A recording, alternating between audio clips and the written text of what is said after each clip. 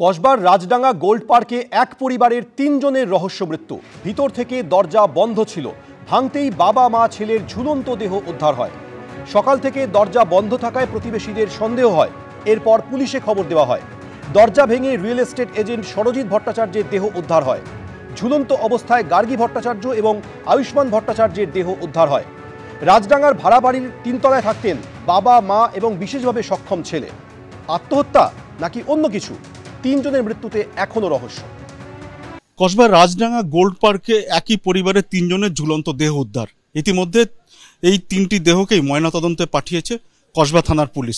ঠিক আমি যেখানে দাঁড়িয়ে আছি, অর্থাৎ ৫০ নম্বর রাজডাঙ্গা গোল্ড পার্ক, যে বাড়িটার ৩ তলাতে ভাড়া থাকতেন এই পরিবার, এবং বাবা মা এবং পুত্র, তাদের ঝুলন্ত দেহ উদ্ধার হয়েছে। ইতিমধ্যে দেহ ময়নাতদন্তে পাঠানো হয়েছে। যেমনটা প্রতিবেশীরা জানাচ্ছেন যে বছর ৭০-এর সরজিৎ ভট্টাচার্য, তিনি পেশায় রিয়েল এস্টেটের এজেন্ট, তিনি এখানে বছর আড়াই হলো ভাড়া এসেছিলেন। এবং তারপর কি এমন হলো যে এরকম ঘটনা? ইতিমধ্যেই পুলিশ একটি সুইসাইড নোট উদ্ধার করেছে, তবে ঠিক কি লেখা আছে বা কিসের ইঙ্গিত দেওয়া আছে সে বিষয়ে স্পষ্ট কিছু জানানো হয়নি পুলিশের পক্ষ থেকে। ইতিমধ্যে দেহ উদ্ধার করে ময়নাতদন্তে পাঠানো হয়েছে। প্রতিবেশীরা যেমনটা জানাচ্ছেন যে তেমন কোনো সমস্যা না থাকলেও বছর ৩৮-এর পুত্র, তার শারীরিক প্রতিবন্ধকতা ছিল, সে কারণে কি কোনো মানসিক সমস্যা থেকে এই সিদ্ধান্ত, নাকি এর পিছনে অন্য কোনো কারণ রয়েছে বা অন্য কোনো রহস্য রয়েছে, সেই সমস্ত বিষয় তদন্ত করে দেখছেন তদন্তকারী আধিকারিকরা। সুসাইড নোট পাওয়া গেছে, ভাড়া থাকতো একজনের, কিরম সে ফ্ল্যাট আছে, সে ভাড়া দিয়ে রেখেছে। সে এখন এখানে থাকে না, বোধহয় সোনারপুরে থাকে, যেটা শুনেছি আমরা। এখন কিরম সে, যেহেতু তদন্ত চলছে, বেশি আর কিছু বলবার নেই। এইটাই হচ্ছে কি দুঃখজনক ব্যাপার, হতে পারে অন্য কোনো ব্যাপার হতে পারে, সে পুলিশ খুঁজে দেখবে, সে ব্যবস্থা দেবে। এখানে ভাড়া এসেছিল ২-২.৫ বছর হয়েছে, মানে ২-২.৫ বছর থেকে দেখছি ওনাকে যে এইখানে বসবাস করছে। এর আগে বকুলতলায় থাকতেন। তার এনার সঙ্গে পরিচয় আমাদের অনেক দিন থেকে, ২০ বছর ওপরে আমাদের পরিচয়। উনি প্রপার্টি ডিলিং করতো, এজেন্ট রিয়েল এস্টেটে।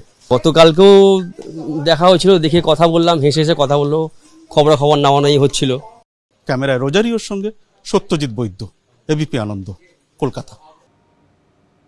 দীর্ঘ প্রতীক্ষার পর কলেজ বিশ্ববিদ্যালয় স্নাতক স্তরে ভর্তির কেন্দ্রীয় পোর্টাল যেদিন খুলল, সেদিনই ওবিসি মামলায় আদালতে ফের ধাক্কা খেল রাজ্য সরকার।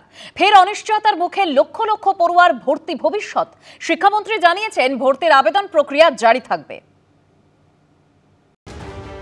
পোর্টাল খুলল, কিন্তু জট পুরোপুরি খুলল না।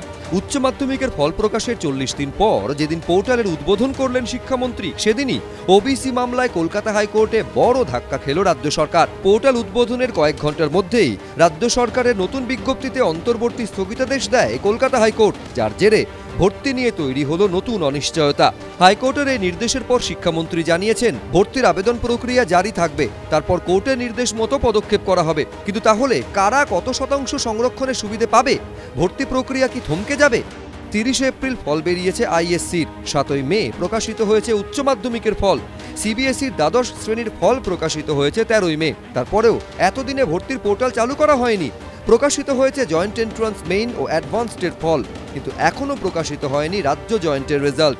বুধবার সকাল 10টা থেকে পোর্টাল খোলার কথা, যেখানে আবেদন করা যাবে 17টি বিশ্ববিদ্যালয়ের অধীনে থাকা 460টি কলেজে। কৃষ্ণেন্দু অধিকারী, উজ্জ্বল মুখোপাধ্যায়, বিজেন্দ্র সিংহ, এবিপি আনন্দ, কলকাতা।